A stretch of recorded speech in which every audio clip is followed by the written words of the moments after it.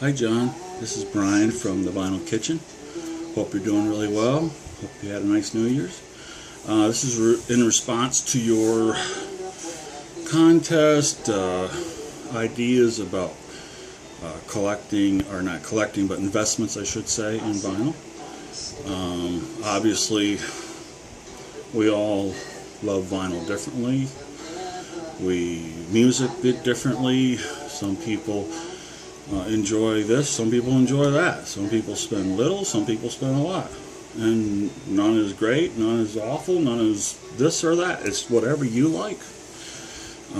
You brought up your Blue Note pressings. Now, I personally don't know a lot about them. Heard of them, but you know, since it sounds like you really love them a lot, then I would, for investments, I personally would probably try and find pressing of Blue Notes that are like low press count, promos, stuff like that, things that make them a little rare. But it depends on what you want to spend, you know. Again, you know, some people don't want to spend a lot, and that's all right. There's nothing wrong with that. Some people want to spend hundreds or more. So different strokes for different folks. Now I wanted to show you some of the things that I have, and some reasons why I think that they'll down the road become worth more and more and more. As we all know, vinyl's making a comeback. A lot of people are getting turned on to it more and more. Younger people, older people that had vinyl, they sold their collections, and when the CDs came out, they bought CDs and they sold their collections then. And you know, so they're coming. A lot of those people are coming back again, and they're like, oh, kicking themselves why they sold their vinyl. Well, so I just wanted to show some of my stuff quickly, and the reasons why that I think it's decent investments. Okay, now first of all, I'm going to start with just old classic bands that a lot of people love them, and this sort of stuff, even though you can get them on eBay, go to vinyl shows or whatever and get them for between $5 to maybe $20, maybe a little bit more, depending on. It's all about condition's everything, and rarity and all that sort of stuff. But there's a lot of younger people they really enjoy some of the stuff that I grew up with, and people my age and older grew up with, and younger, you know. So I've noticed just in the last few years that some of the stuff that, like this, that I got years ago, this is a U.S. pressing that came out back in the day, in I guess 68 or 67, on the Atco label. And it's a really nice shape. It's a stereo. Now it's not the mono, but you know, some people love mono, some people like stereo. But anyhow, the point is that a lot of the big name bands, Beatles, Zeppelin, Cream, etc., you know, they're Blue Notes. I'm sure there's some fantastic pressings out there that I'm not aware of, and I'm sure if you try and get one that's in really good shape, and there's not many of, that's a good investment. So even, you know, for people that don't want to spend a lot of money, and there's nothing wrong with that. No one, everybody likes a good deal. This sort of stuff, just U.S. pressings, Canadian pressings, different pressings from all over the world. If you can get a bargain, snatch them up. But a lot of it has to do with condition, obviously, with vinyl. Because nobody really wants to buy a record that's all scratched to heck and you can't play it. I mean, unless you just want to hang it up on your wall for the cover. And there's nothing wrong with that either.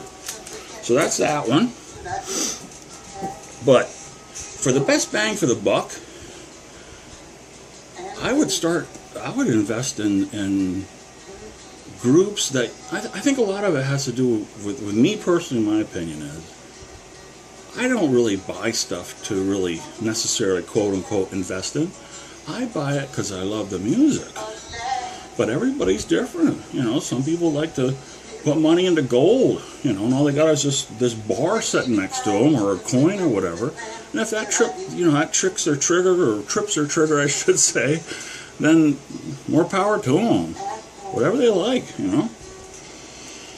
Now, the one thing that I learned a long time ago that really holds its value and is in much higher demand is, as I said earlier, lower count pressings and quality pressings.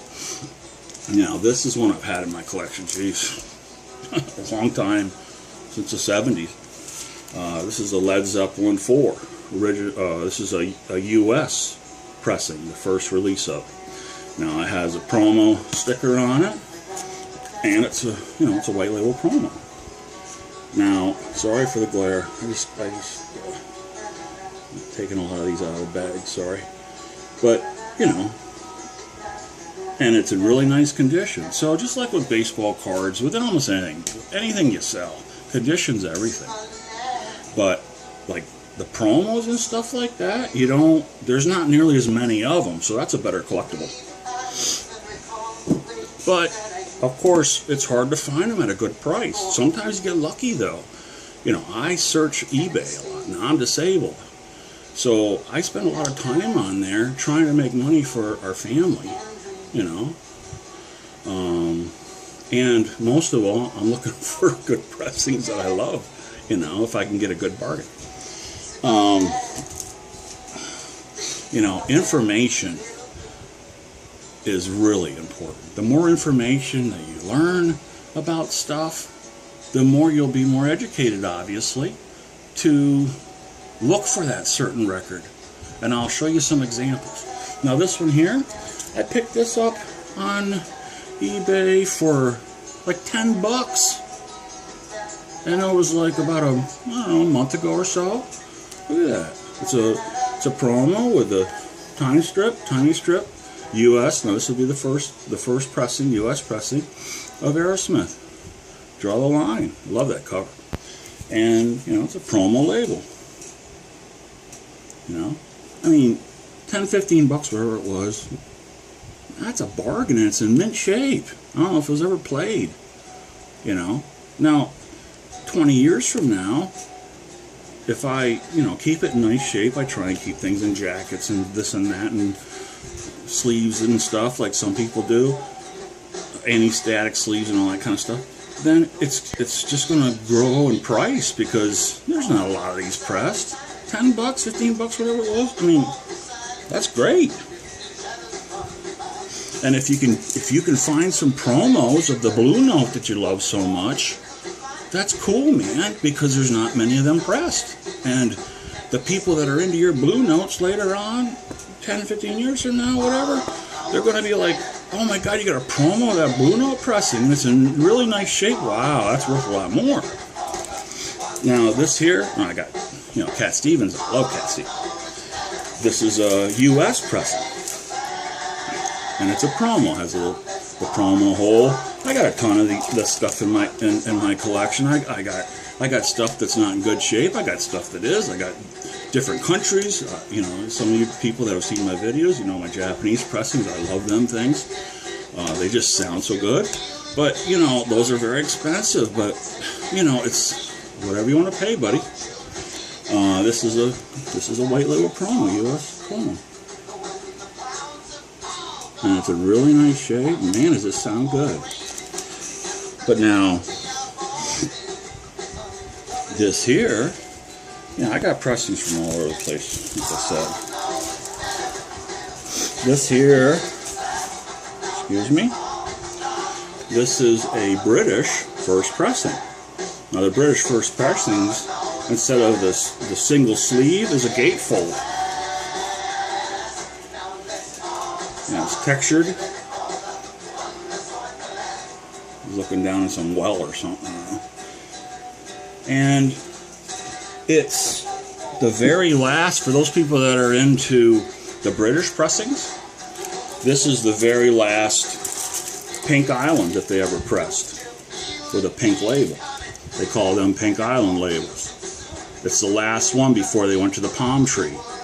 Now this is the first pressing of it, and there's not a ton of them out there in really decent shape. Now there's the palm tree is the second pressing, and then there's different labels. So a lot of that matters too. Now this is a really good example here of another really good collectible to do. Sticking with the British pressings, this is Black Sabbath's first album. This is a British first pressing, and I have two of them here. The reason is, okay, these Vertigo pressings, oh my gosh, those things are going through the roof in value. Now, I've got quite a few in my collection, but there's some in there, like there's a band called Tudor Lodge. It has a really fancy, if you look it up or Google it, Tudor Lodge, their cover is like really, like it folds all up in different areas, and you'd have to check it out. Chrysidia, if I'm pronouncing it right, that's another one that goes, they go for a ton now. I mean, if I've seen them years ago, and I could have got it for $50. Now they're like that Tudor Lodge, that's going for $1,000 in really nice shape. It's unbelievable. These Vertigo pressings are going through the roof. But again, it's about education. This one, the covers are the same. Okay? Everything's the same. The spines are exactly the same. Exactly. Okay? There's nothing different. The back cover even has the same numbers. But guess what? There is a difference. Okay, let me see here, gotta get these right. Okay, this, excuse me here while I open this up. This one here is, I don't know if you can see it, but it says down here, it says, copyright subsists in all Vertigo recordings, and the print is smaller. Okay, you see it down here, it says Vertigo. Okay, now and look at the print here. Now put that down. I mean, everything is the same except for that.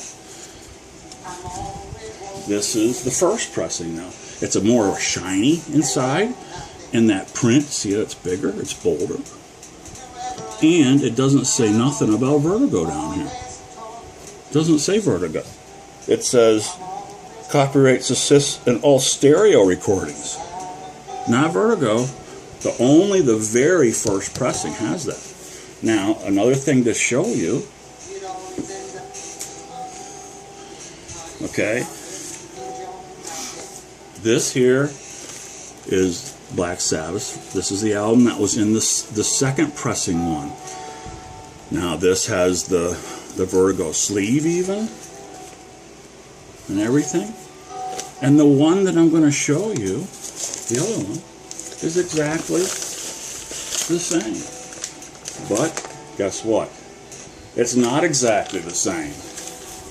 You want to know what the difference is? Okay, look at that label and look under Black Sabbath.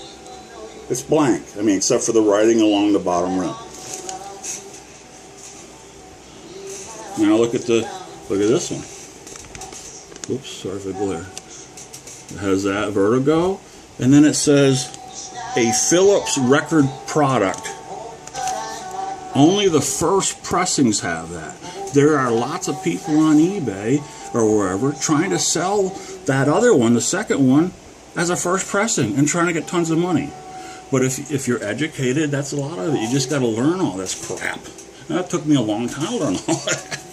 But I know the second album, Paranoid, the very first pressing, has Big Bear credit. It has like the songs, and then it talks about who's in the band, and then it has like the managers and all that sort of stuff. And there's a thing that says Big Bear credit. Well, only the first pressing UK has that. And there's many of them that don't have that, and they still call it a first pressing on eBay, trying to rip people off. Now, This is a British Dark Side of the Moon first pressing. Now, I'm not going to take it all out, but the very first pressing that was released has a blue triangle. Now, I got this years and years and years ago for like 50 bucks or so. Now, these are only out for, I don't know, a couple weeks, 3 weeks, 4 weeks, I don't know, a month. And then after that, they went to a triangle, and there's not blue, it's just black in there. But but now these things are going for a ton. Another thing that people are into for a collectible, plus they sound good or whatever. So there's a lot of people that collect. My one buddy, he has got a ton of these. Now, I have nothing personal against Germans. I have got German blood in me. I mean, I'm a mutt. I think a lot of us are mutts. I don't think there's too many of us that are pure. And if I offend anyone, I apologize. I'm sure there are some. But a lot of people call these krautrock. All the pressings that are from Germany. Now, this is Brain Ticket. This is a wild album. This is like from 1969, I believe. And it's just a trip, It's like Pink Floyd on, double dose of acid. It's just crazy. But these go for quite a bit of money. And, this is what they categorize as krautrock. And there's like all sorts of them. They got wild covers like this, and there's like hundreds of them. People invest in that sort of stuff. And that sort of stuff's going through the roof. Then, like me, and in my videos, I love my Japanese pressings. Thing about Japanese pressings is, I personally think they just sound really great. And I like to try and get the promos and whatever, because they sound even better, I think. The other thing with pressings from all over the world is special, like, country of origin covers only. That they only came out in that country. And this is one of them. I got it today in the mail from my friend in Japan. This is the first Japanese issue pressing, release, whatever, of Steppenwolf's first album. Now, that cover ain't like the normal one that you see in the States. But in Japan, that was the cover. It's a Japan-only cover. And it's on Victor. And it's a Blue Label promo. I don't know if you can see. Has little insignias right there that say it's a promo in Japanese. I'm sorry for the glare. But I was real happy to get that today. I gotta put that on the turntable. Born to Be Wild and all that. Oh, awesome. This is a 1968 Japanese pressing. It came out right around when it came out in the States, maybe a month or so later. Now, this is another Japan-only cover, and I cherish all these pressings, from the Cream that I paid who knows what, $2 for years ago, to whatever, I love them all. But this is a very rare Japanese-only cover, first issue, first pressing, whatever, from Japan, of Foxtrot. Now, they got the back cover on the front cover. With, they're mixed. It's not a gatefold. It has the Obi, original Obi, and it's a white label promo. Man, does that ever frickin' sound good. And I met Paul Whitehead years ago at Nearfest, and he was talking to me. I was asking him about these paintings and stuff. He said, "Did you ever see the cool stuff that's on this cover?" I'm like, "You mean, like, the alien or whatever that is?" And, there's one that looks like Nixon's face behind the Obi. He goes, "No, the horse." I'm like, "What about the horse?" He said, "Did you see the thing I drew by his back legs?" I'm like, "What?" I never, stared at the dumb thing. Well, if you didn't know already, you can tell he's a male if you look back there. He's got it kind of hidden. And he told me a whole bunch of other cool stuff. But I gotta fly through this video because it's just about over. But, whatever you like, Now, this is there's MoFi pressings. This is my DCC. It's sealed, of Aqualung. 3,364. Whoops, the monitor went black.